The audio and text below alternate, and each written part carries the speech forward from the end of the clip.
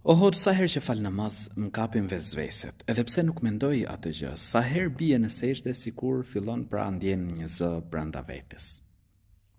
Të këshilloj që mos heqësh dorë prej namazit.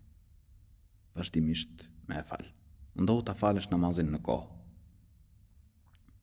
Janë cytjet shejtanit, i cili nuk do që robi me fal namaz, me u bind Allahut të lartësuar.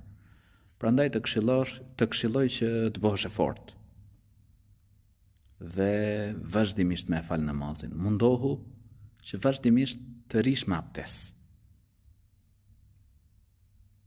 Përmende Allahun e lartësuar shumë, kërkoje mbrojtjen e Zotit Gjithësisë prej shejtanit të mallkuar dhe me lejen e Zotit Gjithësisë, nëse nuk i kushton rëndësi, pra nuk i bindesh në ato cytje që bën, ka për të lënë rahat.